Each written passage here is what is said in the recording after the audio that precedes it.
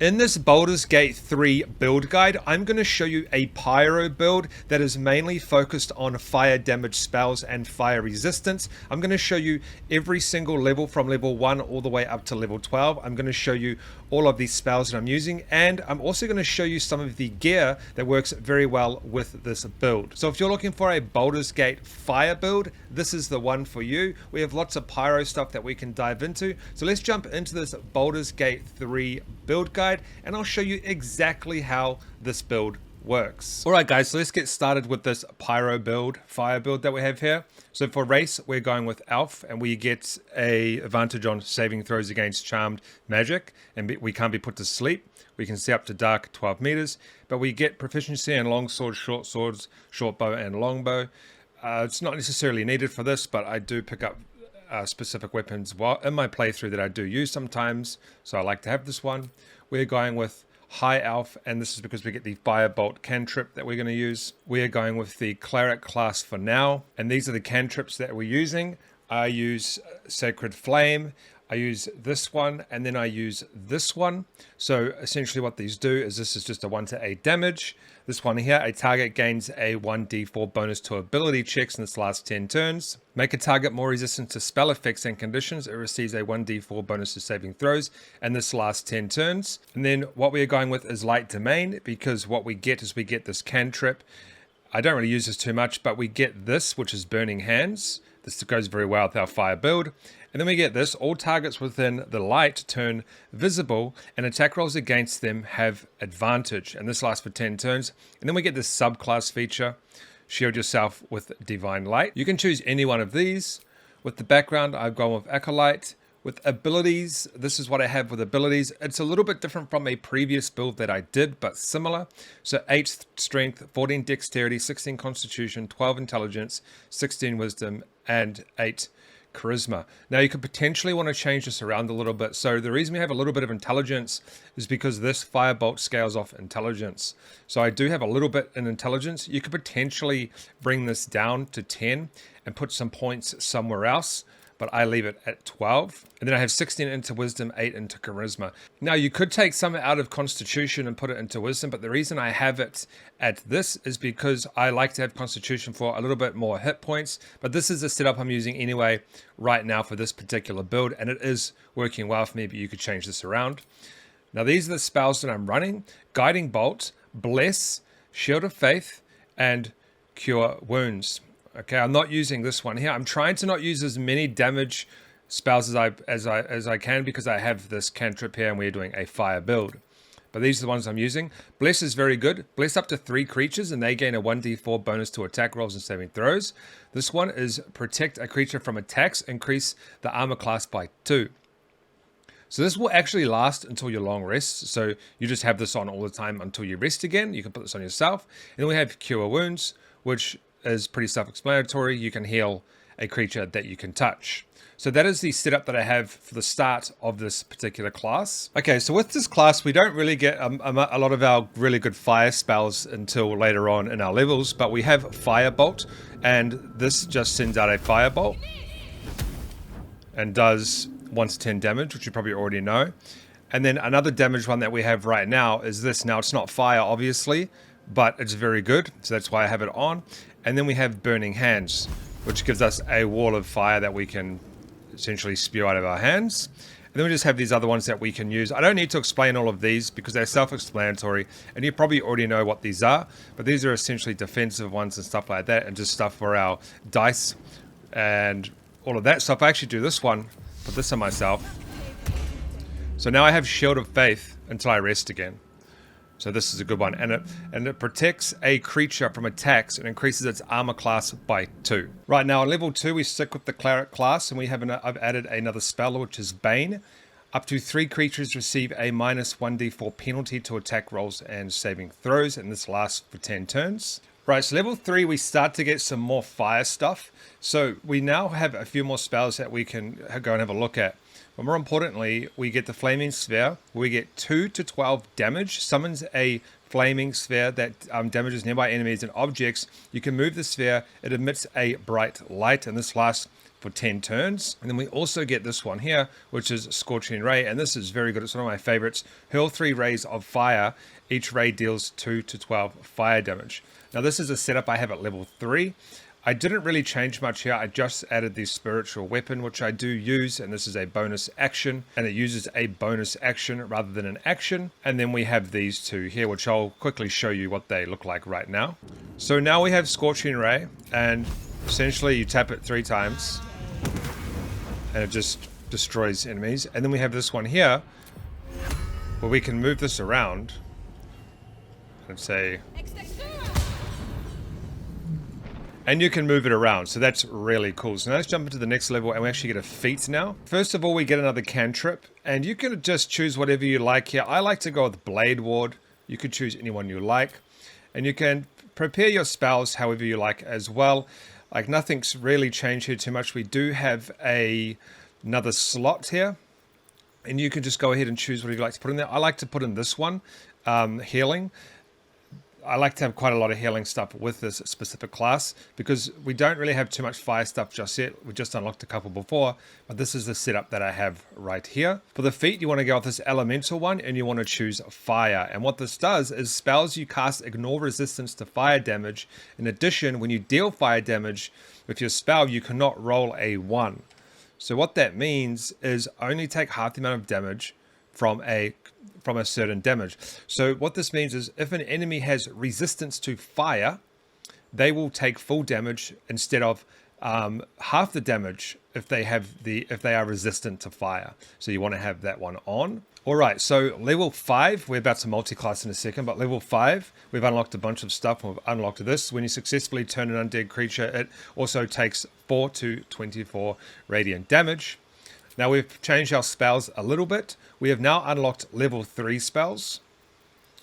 So you could, with this kind of here, it's a bit hard because as you play, you're going to figure out the best spells for yourself. But I've gone with Glyph of Warding because we get a fire damage elemental in there that we could use. So that is what I go for in my prepared spells. But then we also now get this, which is the level 3 Fireball, 8 to 48 damage. So we now have this that we can use. So now we're starting to get some really good fire damage stuff. At level 6, we're now going to multi-class into Sorcerer. And we're going to go and choose Draconic Bloodline. And this gives us extra armor if we have no armor on. But more importantly, we're going to go with this, which is the Draconic Ancestry. At level 6, spells that deal fire damage are more powerful and you could become resistant to fire damage. You could also choose this, but it's pointless because we actually already have Burning Hands. So if you go with this one, you then get this, Disguise Yourself. I don't use this very much, but it's just better than having this because obviously I would have the same spell. That's pointless. But we want to go with this because we get spells that deal fire damage are more powerful. And then you could go ahead and just do whatever you like here. It doesn't really matter too much. Now with the cantrips, it doesn't really matter. Choose whatever you want. I don't use most of this stuff, but I do use this one here.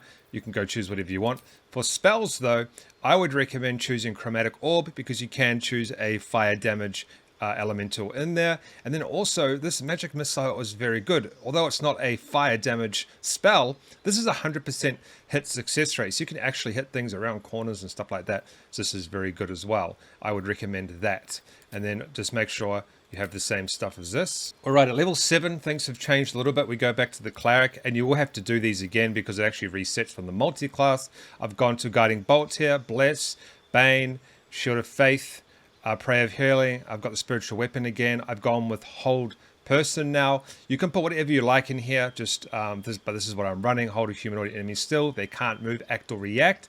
Attacks from within 3 meters are always a critical hit.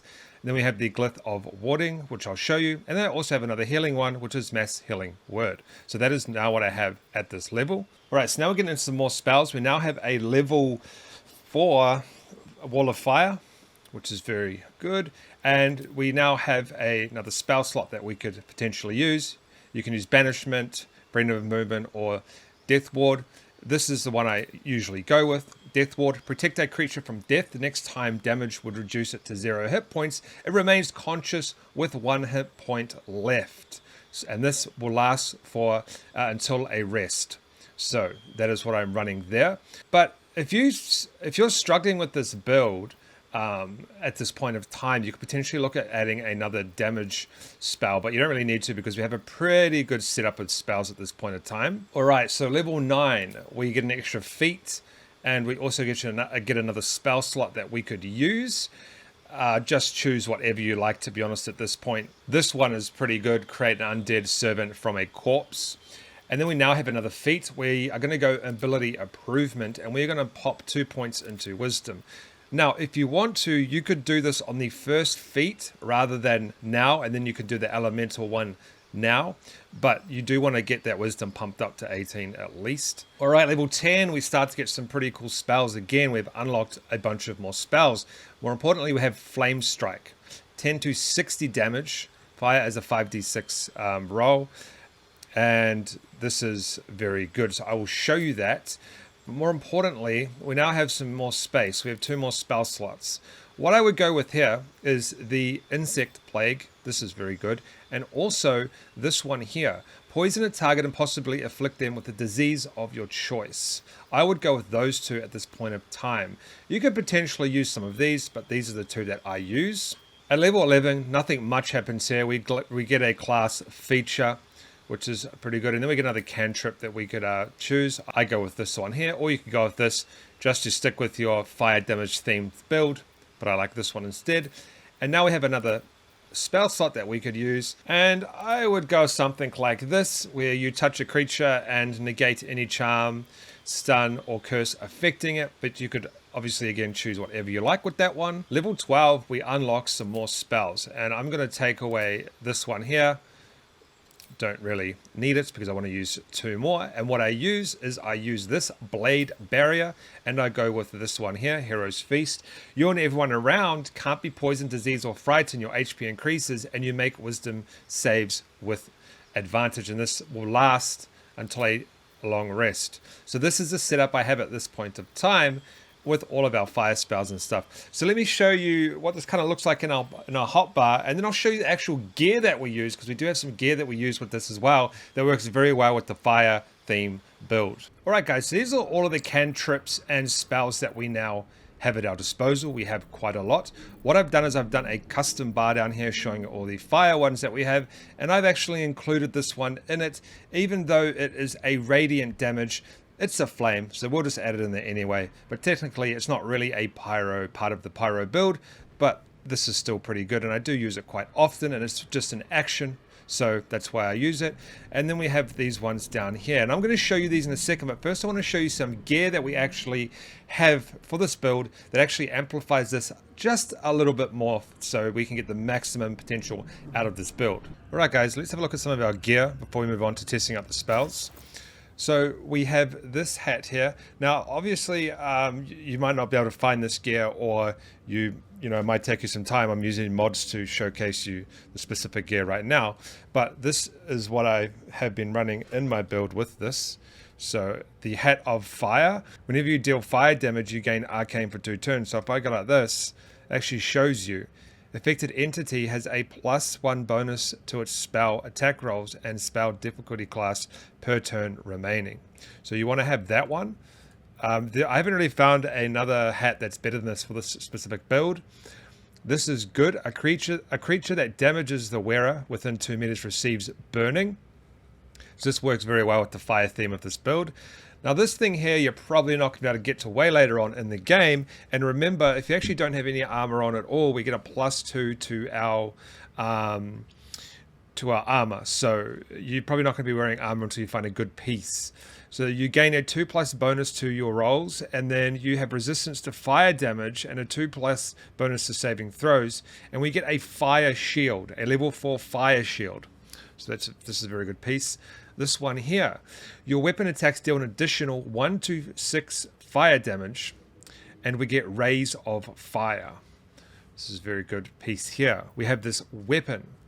This does 2 to 16 damage, and it ignores fire resistance. And then we also are proficient in this, so we get some things I'll show in a second. This here, you gain an additional level 2 spell slot. This here, when dealing fire damage, the wearer deals an additional 1 fire damage. And then we get, when you heal a creature, you gain 1d4 bonus to attack rolls and saving throws for 2 turns. So we do quite a bit of healing with this class, as well as fire damage. So this is a good piece if you can pick this up. I haven't found a good pair of boots yet for this class. I usually just use whatever, something that gives me like a better roll bonuses and stuff like that. So this is the gear that I'm using for this specific class. Now let me show you some of these spells that we have now. Alright, so we now have Rays of Fire, which is a cantrip, and it does 9 to 54 damage, and it ignores fire resistance. So it hurls 3, and it's just an action, so... Okay, we just wasted that enemy real quick. I wasn't expecting that to happen. So that is that one. And we also have a few others that we got. We got this Flaming Blade. So it ignores fire resistance. And it's pretty good. So it's a blade of fire. Super cool. Then we go back, we also have this one here, which is an action. Scorching Flame Shield Light in a 3-meter radius. You take only half the damage of all cold damage and deal 2 to 16 fire damage to anyone who hits you within a melee attack. So we can put that on ourselves. So any enemy that comes within this will get damaged. Okay, so now we got some more fire stuff. We have Scorching Ray, which I showed you. We have Fireball, which is just a huge fireball. Massive radius on this. Insane. We also have Burning Hands, which you already know about. And remember, guys, you can choose what spell you want, what spell level you want to use for more damage. We have Flame Strike, which hails down a flame. Just like that on the target. We have Sacred Flame. I'm not even going to count that in this, but I do use it. We have Wall of Fire. This is really good. So essentially you can choose a point to start from and a point to go across, and you can create a wall of fire. Really good. And then we have the Glyph of Warding. And what this is here is you can choose different elemental damages. Now we're going to go with the fire one. The glyphs explode and hurt anyone within range when stepped on by an enemy. This has a massive radius as well. I'll try and do it here if I can. So anyone within that radius, or when they go into that radius, they're going to get damaged. Now another one that I missed was this one here, the Chromatic Orb. If we click on the Chromatic Orb, it's just kind of the same thing. We have different elemental damages that we can use. So Chromatic Orb has a fire one, and this is more for early game, or late game if you want, and that's like just a ball of fire. So we have an insane amount of fire stuff that we can use for this build. It's really, really good. Go and try it out and see if this works for you. And I think it will. I think you'll really like it. It's worked very well for me. And it's just heaps of fun. Don't forget to subscribe, tap that notification bell, smash that like button, and I'll see you on the next video.